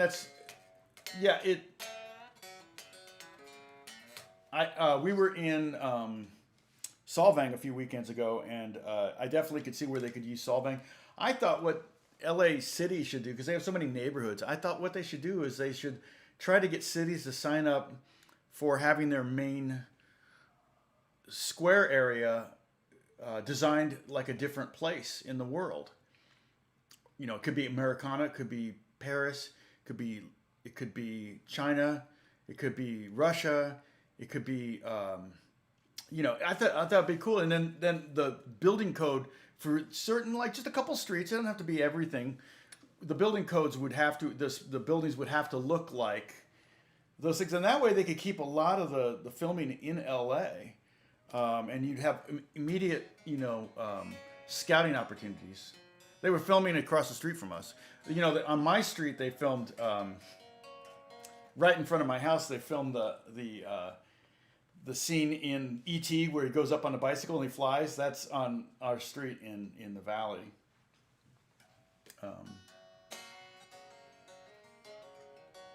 Yeah, Pasadena, they were always filming. We lived in Pasadena, just down the street. Literally 2 blocks from our house was Don Draper's house from Mad Men. The house from Father of the Bride, which was the Steve Martin movie. That house is just on El Molino, 1 street over from us. Let's see. What other? I mean, a lot. Oh, Doc Brown's house from Back to the Future is in Pasadena. In fact, all the houses, that whole street of houses where Biff lived and where in Back to the Future, that's all in South Pasadena, and that's just one block where they have all those houses. So they filmed all those scenes. Any scenes they filmed in front of in front of houses were filmed right there, basically. What city are you in? Oh,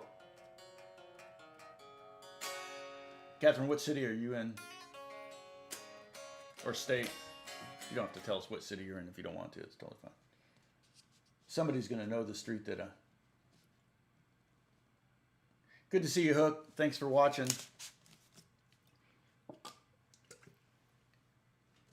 Oh, it's getting to be that time, though, isn't it? Yeah. All right. Well, where's our peak? 38 peak. Not bad. I need to get my numbers up, though. Probably need to do more videos. If I have energy today, I'm kind of worn out from the last 5 days. But if I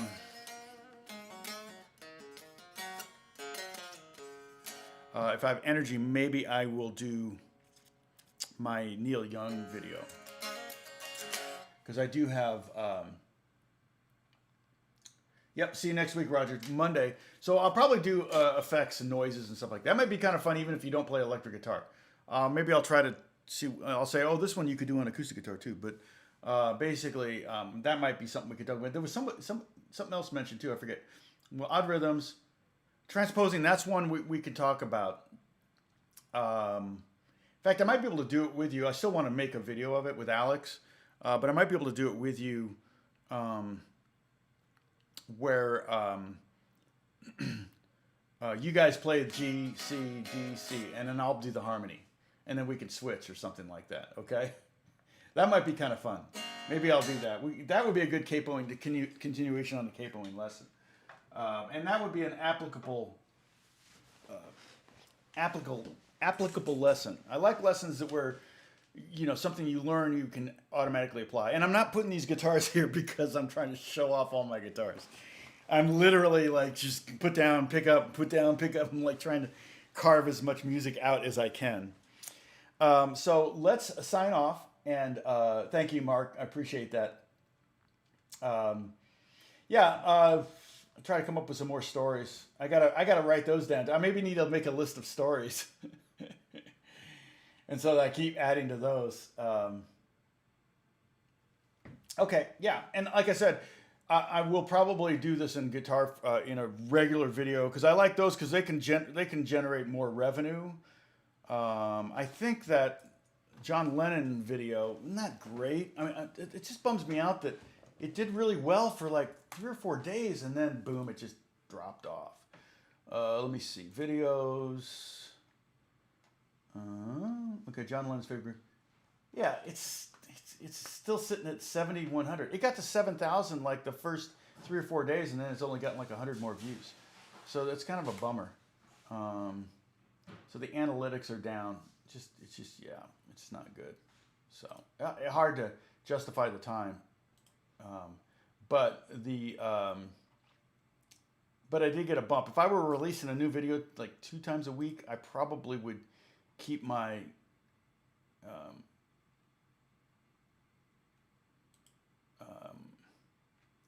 I'd probably keep those numbers up higher, but something would have to give, and the most likely thing to give would be this live stream. And if I stop doing the live stream, which I'm at some point going to stop doing, at least maybe on a 3 times a week basis, might do it once a week still, but then that would give me about 6 more hours in a week where I could probably get 2 videos done in 6 hours. So, because the videos are 5, 10 to 15 minutes, and so. But once Alex is back in town, he's on the East Coast right now. Once Alex is back in town, then I will we'll try to set up a time to do 2 videos. One would be the transposing one, and another one the Capo anomalies. So I'll have to have him bring 2 shirts. So we're not wearing the same shirts in those videos. Okay, and yeah. Don't forget to join the Discord if you get a chance. Oh, let me give you one more. Hey, Duncan. Yes, my other son, Jack, works at JPL. And he texted me. I think Roger, was it Roger that you texted him or contacted him? Jack texted me, goes, "What are you saying about what I do at NASA?" And I'm like, uh-oh. I said, "What can I say?" And he goes, and he told me all this stuff. I said, "Oh, okay, well, I said those, but what can I say?" And he told me some stuff, and I said, "Well, I didn't even know that, so there's no way I said any of that." Pretty funny. But he actually got a job, like Roger worked at Northrop, or the company that got bought by Northrop, right, Roger? I'm glad, Jimmy. I'm glad you look forward to the story time. What was I doing here? I need to get the Discord link. Okay, sorry. I'm like, what am I looking for? I'm like, what do I need? Okay, and these expire. So sorry, I apologize to anybody that's like clicking on this link, watching this video weeks from now. These expire. But if you go to the name of the Discord, what's it called? A Discord group is Peanut H, all one, the PEANUT capital H space power chord CORD, not CHORD. So I'm not sure who named that. So I don't know why it was called that. So and we got a lot of you up there. So we've got how many members? Well, we have 17 online right now, 2 moderators online. So. Yeah, and you can see the photos of me on the Gangster Squad in the followers with guitars photos, which I love seeing you guys. I love seeing the photos of your guitars and you guys. It warms my heart. There's Bruce. God bless you, Bruce. Dennis. Josh Flagg, who I've known since he was a little kid. Jim Lee. Are you playing bass there in that one, Jim? Yep. Playing bass in the band. Gary's also on YouTube. You might want to check out Gary. There's Jim's better half, Bonnie. Oh, Diane, I missed this one. That's so funny. I did not see that photo before. Did I? Is that me with a thumbs up? No. Let me give you a boop, put a little heart there. Okay. Yeah, so it's fun. I'm not on Discord very much, so if you're thinking you're going to be able to ask me more questions there, probably not going to happen. But that's where I put all of the PDFs that I create from the lessons. So as we go and I create documents and stuff. But yeah, my son actually is working on NASA, is actually working on, is actually working on,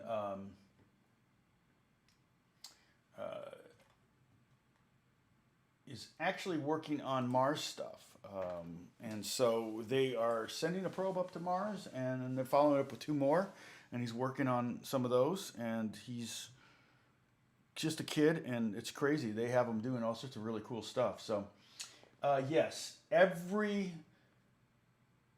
right now on Monday, Wednesday, Friday is what I'm doing, John.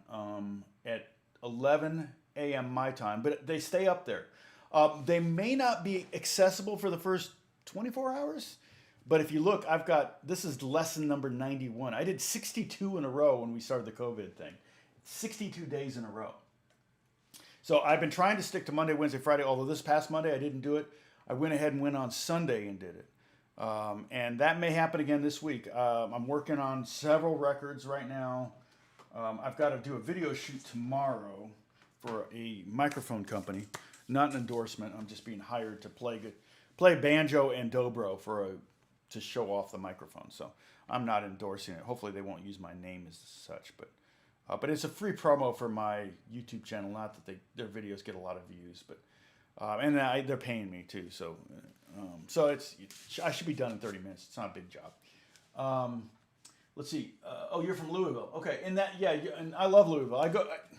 I was supposed to be in Louisville in September, but the last 3 years I've gone to Louisville to do the Muhammad Ali Humanitarian Awards, and just love that town. I was there years ago when I was in Indianapolis. I grew up in Indianapolis and I played in bands. We would do riverboat dances back in like 1979, 80, 81 for frat parties and stuff like that. So I played in a top 40 band back in Indianapolis, and we would drive down and do those occasionally. Some pretty funny stories about that. Watching people dance on tables drunk, and then the boat docks. Things that wouldn't happen today. The lawsuits would just eliminated all that potential. Oh, Jimmy, you're in Houston. Okay, that's the most humid city I've ever been in. I walked outside the hotel and my glasses immediately steamed up. I'm like, I can't see. Let's see. Oh, good. Okay, yeah. That's totally fine. Yes.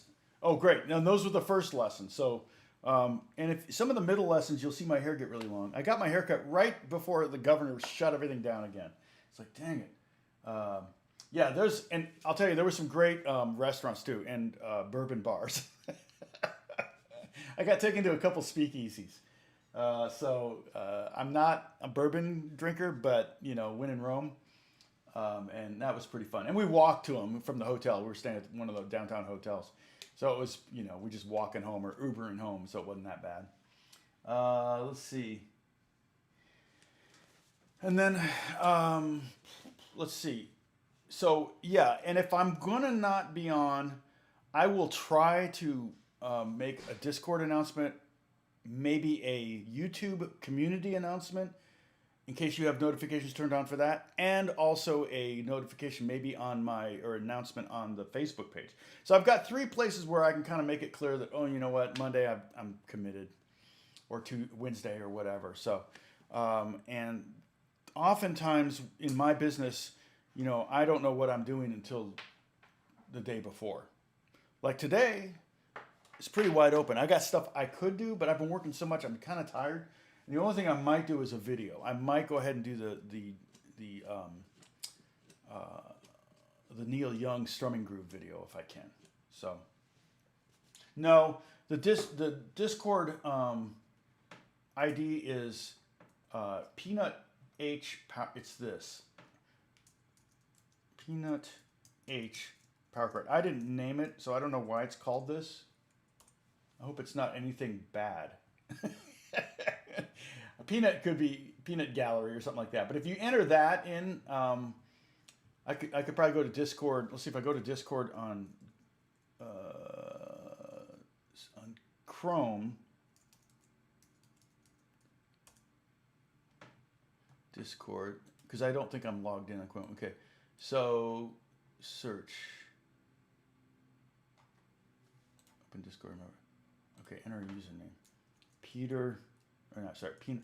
Oh, you know what? I wonder if you enter my username. Oops, yeah, power. Was it 2 words with power chord? No, it's 1 word, right? See what happens. Yep, there it is. Okay.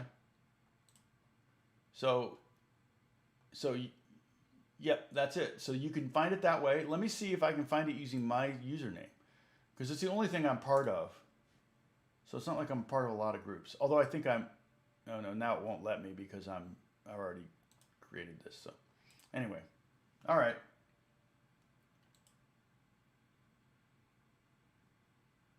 Oh, you named it, Dennis. Okay. No H. Yeah, no H in chord. Oh, power chord. Ah, that's cute, Dennis. Okay, now I know why you misspelled chord. Okay. I never noticed. Didn't even occur to me. You were making a pun on the name of the software, on the name of the app. So, okay. So anyway, that's it. And so Monday we may talk about effects, noises, weird things you can do on an electric guitar. But the other, yeah, or I may do the transposing in the key of G. That may be something that's more usable, but help me remember, and then I'll decide on Monday, whatever I feel like it, whatever I feel like doing. It should be up to me, not up to you guys. I'm the boss. Anyway, memories like the corners of our mind. All right. So I'll see you guys hopefully Monday. If not, I'll try to let you know. Okay. Oh, that's okay. I get it. That's why, Dennis. Okay, cool. Talk to you soon. Bye-bye.